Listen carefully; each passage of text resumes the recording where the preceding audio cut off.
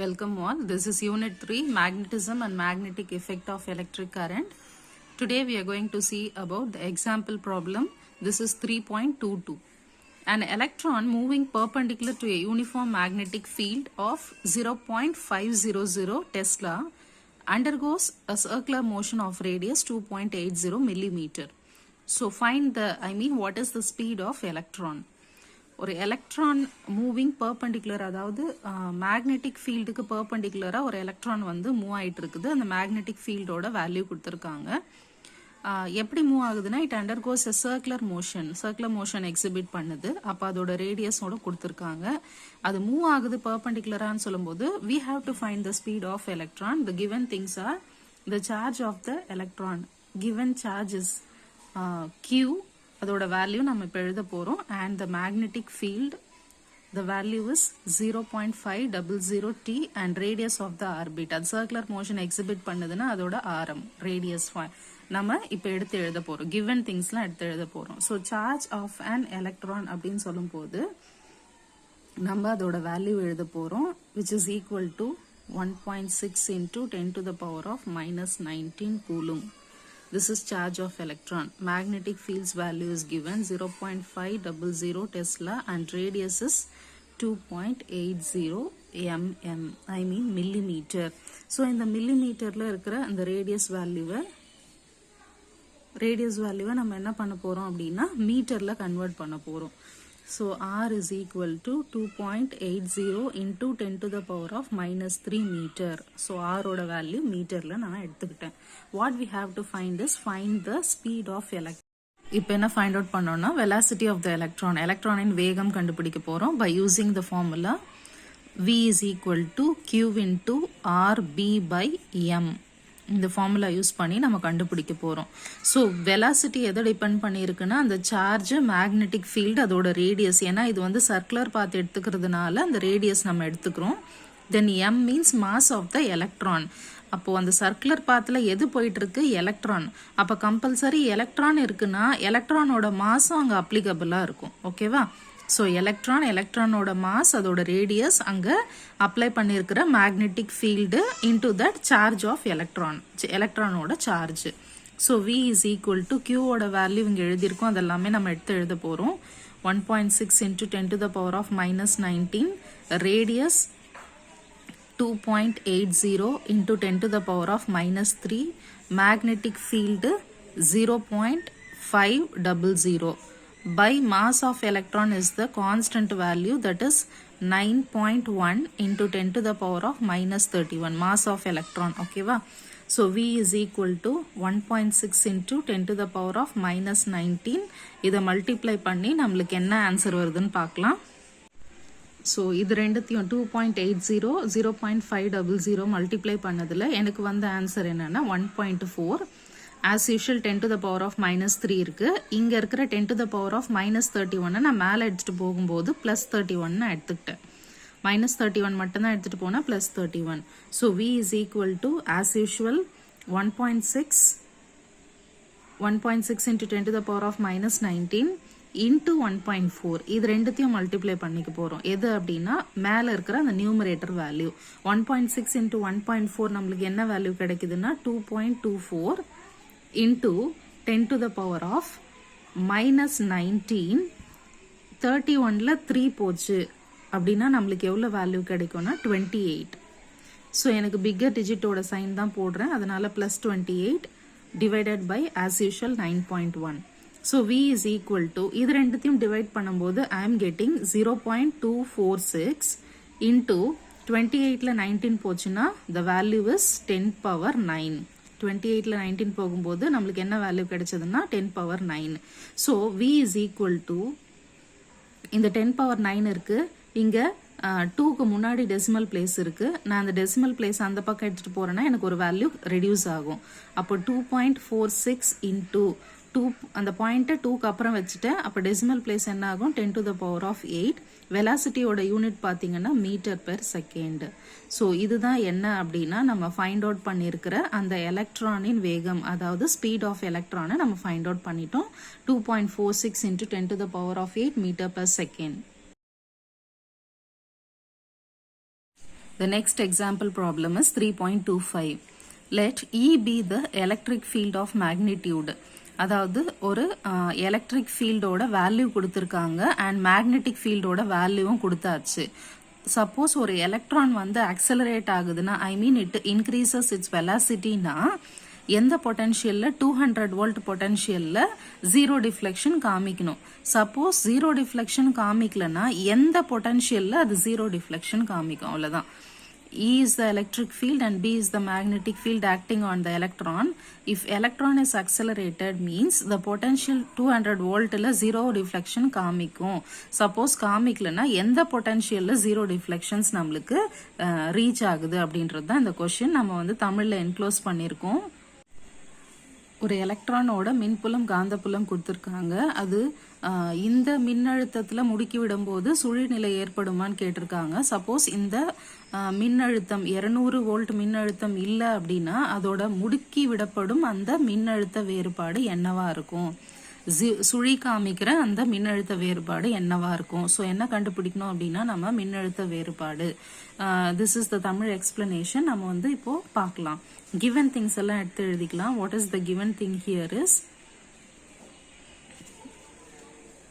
மின்புலம் காந்தப்புலம், electric field and magnetic field. So E is equal to 6.0 into 10 to the power of 6 Newton per coulomb. Magnetic field வந்து 0.83 Tesla. First நம்ம அந்த potential கண்டுபிடிக்கிறதுக்கு முன்னாடி நம்ம speed of the electron V is equal to E by B கண்டுபிடிச்சிக்கலாம். So V is equal to E ஓட value B ஓட value இருக்கு. 6.0 into 10 to the power of 6, this is 6, okay, divided by 0.83. So V is equal to, on dividing this we get 7.23 into 10 to the power of 6. Velocity oda unit in பாத்தீங்கன்னா meter per second. So velocity find out பண்ணிட்டோம். அதுக்கு அடுத்தது நம்ம அந்த kinetic energy relation use பண்ணி நம்ம potential கண்டுபிடிக்க போறோம். ஸோ கைனெட்டிக் எனர்ஜியோட ஃபார்முலான்னு பார்த்தீங்கன்னா ½ mv² is equal to EV. Electron, எந்த எலக்ட்ரான் இங்கே கொடுத்துருக்கிற எலக்ட்ரான் அதோட தட் பொட்டன்ஷியல் மின்னழுத்த வேறுபாடு. So V² is equal to 2 இந்த பக்கம் மல்டிப்ளை ஆச்சுன்னா 2EV by m. V² மட்டும் இருக்கு, இது வந்து V, ஓகேங்களா. ஸோ V² இங்க இருக்கு, 2EV, இந்த m எங்க வந்துட்டு டினாமினேட்டர் இருக்கு. எனக்கு V மட்டும் தேவை அப்படின்னா இந்த ஸ்கொயர் என்ன ஆயிடும் அப்படின்னா ரூட் ஆயிடும், 2EV by m. ஸோ இதுல நம்ம வேல்யூ சப்ஸ்டியூட் பண்ண போறோம். ஓகே, ஃபைனல் ஃபார்முலா கிடைச்சது. V is equal to root of 2 into charge of electron 1.6 into 10 to the power of minus 19. எலக்ட்ரானின் மின்னூட்டம், ஓகேங்களா. அண்ட் V இப்போ நம்மளுக்கு கொடுத்துருக்கிற அந்த பொட்டன்ஷியல் கொஷின்லேயே கொடுத்துருக்காங்க. V ஓட value into 200 divided by mass of electron, எலக்ட்ரானோட நிறை 9.1 into 10 to the power of minus 31. So V is equal to square root of 2 into 200, 400 into 1.6 into 10 to the power of minus 19 divided by 9.1 into 10 to the power of minus 31. So V is equal to, so 400 into 1.6 எனக்கு multiply பண்ணதுல என்ன value வந்ததுன்னா 640 into 10 to the power of minus 19. இந்த minus 31 நான் மேல எடுத்துட்டு போயிடுறேன், plus 31 as usual square root divided by 9.1. ஓகேங்களா. so V is equal to, இது ரெண்டுத்தையும் டிவைட் பண்ணதுல எனக்கு கிடைச்சது 70.329 into 10 to the power of 31 minus 9 is 12. okay, so I'm getting this value. so V is equal to square, நமக்கு V ஓட value இப்படி கிடைச்சது. V is equal to, first இந்த 10 ஓட பவர்ஸ் பார்க்கலாம். இதோட half தானே ஸ்கொயர் ரூட்னு சொல்லும் போது, அப்ப 12 half வந்து 10 to the power of 6. Square root of 70.329 ஓட அந்த ஸ்கொயர் ரூட் வேல்யூ என்னன்னா 3.838 into 10 to the power of 6. So நம்ம இதை kinetic energy which is equal to electric potential EV relate பண்ணும். So electron and its இதோட அந்த zero deflection காமிக்கணும்னா அதோட potential என்னன்றதை find out பண்ணும் by using the relation of half mv square is equal to ev இந்த formula வச்சு இதுல இருந்து potential கண்டுபிடிச்சிட்டு இருக்கோம். So v is equal to 8.38 into 10 to the power of 6. So v is equal to 8.38 into 10 power 6 இதோட unit அப்படின்னு பார்த்தீங்கன்னா பொட்டன்ஷியலோட unit volt. This is the final answer. So இதுதான் நம்மளுக்கு ஃபைனலா கிடைச்ச அந்த பொட்டன்ஷியல். நெக்ஸ்ட் நம்ம பார்க்க போற எக்ஸாம்பிள் ப்ராப்ளம் 3.15. கொஸ்டின் என்னன்னா ஃபைண்ட் த மேக்னெட்டிக் ஃபீல்டு, அதாவது கால்குலேட் த மேக்னெட்டிக் ஃபீல்டு. பீன்ற பாயிண்ட்ல மேக்னெட்டிக் ஃபீல்டு கண்டுபிடிக்கணும். அந்த பெர்பெண்டிகுலர் பைசெக்டர் வந்து கரண்ட் கேரிங் ஸ்ட்ரெயிட் வயரா இருக்கும்போது நம்ம என்ன கண்டுபிடிக்கணும்னா மேக்னெட்டிக் ஃபீல்டு கண்டுபிடிக்க போறோம். எதுல அப்படின்னா பீன்ற பாயிண்ட்ல. This is the diagram. We have to calculate the magnetic field at the point P. இந்த பாயிண்ட் தான் magnetic field find out பண்ணிட்டோம். So Pன்றது ஒரு perpendicular bisector. இப்படி இருக்கா perpendicular distanceனா நம்ம இப்படி போடுவோம். So அதே மாதிரி இருக்குல்ல. So perpendicular bisector ஒரு long straight current carrying wireல Pன்ற பாயிண்ட்ல magnetic field find out பண்ண போறோம். So அந்த long wireோட length என்னன்னா mn is the long wire, I is the amount of current flowing and O is the midpoint. இந்த midpointல இருந்து Pன்ற பாயிண்டோட distance A. So assume ஒரு ரெண்டு point எடுத்துக்கிறோம் A, B ன்ட்டு B அங்க assume பண்ணல. So அதோட length வந்து smallest length is DL ன்னு எடுத்துக்கிறோம். இதோட length கொடுத்திருக்காங்க, இந்த half ஓட length வந்து y/2 அப்படின்னு சொல்லிட்டு கொடுத்திருக்காங்க. இப்போ நம்ம என்ன கண்டுபிடிக்க போறோம்ன்றதுக்கு முன்னாடி given things என்ன அப்படின்னா mn is equal to y, அதாவது டோட்டல் லென்த் என்னதுன்னா yன்னு அசியூம் பண்ணிக்கிறோம். இந்த பாதி லென்த்தை வந்து நான் half செஷனை y/2 அப்படின்னு எடுத்துக்கிறேன். அவ்வளவுதான், இது வரைக்கும் தான் எனக்கு தெரியும். So therefore mn is equal to yனா on is equal to on ஓட வேல்யூ என்ன y/2. அப்போ om ஓட வேல்யூ என்னதான் om is equal to y/2 தான். ஓகேங்களா? ஸோ இது வரைக்கும் அசம்ஷன்ஸ் எடுத்துக்கிட்டோம். அதுக்கு அடுத்தது இந்த 5-1 இந்த ஆங்கிள் என்னன்னா 5-1, இந்த ஆங்கிள் 5-2 கொடுத்துருக்காங்க. ஸோ இந்த 5-1 வேல்யூவை இப்போ ஃபைண்ட் அவுட் பண்ண போறோம் பை யூசிங் காஸ் வேல்யூ. இப்போ நம்ம காஸ் தீட்டாவோட ஃபார்முலா எழுதிக்கலாம். Cos theta is equal to adjacent side by hypotenuse side. இதுதான் பேசிக் ஃபார்முலா. நம்ம காஸோட ஃபார்முலா எழுதியிருக்கோம். ஸோ இப்போ எந்த ட்ரையாங்கிள் எடுத்துக்கிறோம் அப்படின்னு சொல்லும் போது மேல இருக்கிற அந்த ஃபர்ஸ்ட் ஆஃப் இதோட ஆங்கிள் தானே நம்மளுக்கு. இந்த வேல்யூவும் எடுத்துக்கலாம், இல்லை கீழே இருக்கிற வேல்யூவும் எடுத்துக்கலாம். ஸோ மேல இருக்கிற வேல்யூன்னு பார்த்தீங்கன்னா OP அண்ட் M. இந்த கீழே உள்ள ட்ரையாங்கிள் வேல்யூன்னு பார்த்தீங்கன்னா இதோட half, this is 5-2 and this is 5-1.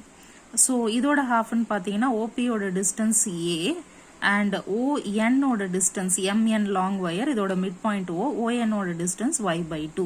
So இதில் ஒரு ஹாஃப் செஷன் நான் எடுத்துக்க போகிறேன். அந்த ஹாஃப் வந்து APO, this is y/2 N. இந்த வேல்யூ மட்டும் எடுத்துக்கிட்டேன். அப்போ இந்த ஹாஃப்னா எதை இண்டிகேட் பண்ணது, எந்த ஆங்கிள் 5-1. அப்போ cos 5-1 is equal to adjacent side by hypotenuse side. ஓகேவா? So cos 5-1 is equal to adjacent sideன்னு சொல்லும் போது நம்ம இதை பேஸ் இப்படி இருந்து பார்க்கும்போது இது பேஸ். ஸோ adjacent side என்னது ON பை நம்மளுக்கு இந்த ஹைபோட்டனஸ் சைடு எது அப்படின்னு பார்த்தீங்கன்னா PN அப்படின்னு நம்ம எடுத்துக்கிறோம். இது வரைக்கும் தான் நம்மளுக்கு வந்து ஒரு க்ளூ மாதிரி கிடைச்சது. இப்போ இந்த வேல்யூ PN ஃபைண்ட் அவுட் பண்ண போகிறோம். ஸோ PN கண்டுபிடிக்கலாம். இதில் PN is equal to using Pythagoras theorem, longest side is equal to sum of other two sides ON square plus OP square. So longest side is equal to sum of other two sides. So PN square is equal to ON ஓட value என்ன y/2 square plus OP ஓட value என்ன A square. So PN is equal to PN square is equal to இதை எப்படி எழுதிக்கலாம்னா y square by 2 square வந்து 4 plus A square ன்னு எழுதிக்கிறேன். எனக்கு வெறும் PN மட்டும்தான் தேவை, ஸ்கொயர் இல்லை. அப்போ PN is equal to square root of y square by 4 plus A square அப்படின்ற வேல்யூ எனக்கு கிடைச்சது. PN ஓட வேல்யூ இங்க கிடைச்சது. அதாவது longest side is equal to sum of other two sides. இது hypotenuse side, this is adjacent side and opposite side. ஓகேங்களா? So இதுல இருந்து நம்ம எடுத்துக்கிட்டோம் இந்த பித்தாகரஸ் தியரம் யூஸ் பண்ணி. ஒன்னொன்னுத்துக்கும் வேல்யூ போட்டிங்கன்னா உங்களுக்கு வரும். இப்போ அந்த ஆங்கிள் எடுத்துக்கலாம். cos phi 1 is equal to ON ஓட வேல்யூ என்ன y by 2 and PN ஓட value square root of y square by 4 plus a square அப்படின்ற வேல்யூ எனக்கு கிடைச்சது cos phi 1 ஓட வேல்யூ. இது மறுபடியும் எப்படி சிம்பிளிஃபை பண்ணலாம்னா cos phi 1 is equal to y by 2 divided by square root of இது மல்டிப்ளை பண்ணிக்க போறேன் y square plus இது எப்படி இது மல்டிப்ளை பண்ணும்போது 4 into a square is 4a square divided by 4 அப்படின்னு நம்மளுக்கு கிடைக்கும். இப்போ cos phi 1 is equal to இந்த 4 வெளியில வரும்போது அதாவது ஸ்கொயர் ரூட்டுக்கு வெளியில வரும்போது நம்மளுக்கு வேல்யூ 2 இந்த 4 எடுத்துட்டோம்னா நம்மளுக்கு 2ன்னு கிடைக்கும். இன்னொரு ஸ்டெப் போட வேணாம், அது ரொம்ப ஜாஸ்தியாக போகுது. ஸோ ஸ்கொயர் ரூட் ஆஃப் 4ஓட வேல்யூ என்னென்னா 2. இந்த டினாமினேட்டர் 2வும் இந்த நியூமரேட்டர் 2வும் கேன்சல் ஆயிடுச்சுன்னா அப்போ நம்மளுக்கு என்ன மட்டும் இருக்கும் y by square root of y square plus 4a square. இந்த 4 வெளியில் எடுத்தேன், கேன்சல் பண்ண ரிமைனிங் வேல்யூ எடுத்து எழுதிட்டேன். நெக்ஸ்ட் cos phi 2 கண்டுபிடிக்க போகிறோம். cos phi 2ன்னு சொல்லும்போது மேலே இருக்கிற அந்த ட்ரையாங்கிள் இப்படி இருக்கு. This is M, P and O. இதோட value A. The angle is phi 2. So cos phi 2 is equal to as usual adjacent side by hypotenuse side. So cos phi 2 is equal to adjacent side ன்னு சொல்லும்போது நம்ம values இப்போதான் நம்ம எழுதணும் opposite side hypotenuse side அப்படின்னு சொல்லிட்டு. So அட்ஜசன்ட்டோட value MO, அதோட வேல்யூ வந்து y by 2. OM எழுதிக்கலாமா? இது பேஸ், இது இது ஹைபோட்டனஸ். நான் வேணா எழுதிடுறேன். Hypotenuse, opposite and adjacent side நான் எழுதிட்டேன். ஸோ அட்ஜசன்ட் சைடு அது OM பை ஹைபோட்டனஸ் சைடு அது PM. ஓகேங்களா? So cos phi 2 is equal to OM ஓட வேல்யூ அங்கே பார்த்தீங்கன்னா y by 2ன்னு இருக்கு, டிவைடட் பை PM ஓட வேல்யூ. இப்போதான் என்ன கண்டுபிடிச்சோன்னா PN ஓட வேல்யூ என்ன வந்தது அப்படின்னா y square by 4 plus a square the square ரூட்டோட வேல்யூ. இதே வேல்யூ தான் எதுக்கு ஈக்குவல் அப்படின்னா PN is equal to PM. So இது படி PN ஓட வேல்யூவே நான் எடுத்து எழுதுறேன். என்னன்னு பார்த்தீங்கன்னா இன்னொரு பேஜில் நம்ம எழுதிக்கலாம். ஸோ காஸ் இது வரைக்கும் 1 கண்டுபிடிச்சிட்டோம். இதுலேருந்து 2 ஓட வேல்யூ அதாவது cos phi 2 is equal to OM ஓட value y by 2 by PM ஓட value y by 2 the whole square plus a square square root. இந்த வேல்யூ தான் என்ன அப்படின்னா PM ஓட வேல்யூ. நான் மறுபடியும் சொல்கிறேன். OM is equal to y by 2 and cos phi 2 is equal to y square by 2 plus a square. இதை simplify பண்ணலாம் again. ஸோ இந்த மாதிரி ஒரு வேல்யூ வந்தது. So cos phi 2 is equal to as usual y by 2 square root of y square by 4 plus a square. Again cos phi by 2 y by 2 divided by square root of y square plus a square into 4 divided by 4. Okay. So cos phi 2 is equal to y by 2 root of y square plus 4a square. இந்த 4a square எழுதிக்கிறேன். 2 மறுபடியும் வெளியில வரும்போது இந்த 2 அந்த 2 cancel ஆயிடும். அப்போ cos phi 2 is equal to y by root of y square plus 4a square. As usual PN க்கு என்ன போட்டோமோ அதே வேல்யூ தான் PM க்கும். அங்க angle phi 1, இங்க angle phi 2.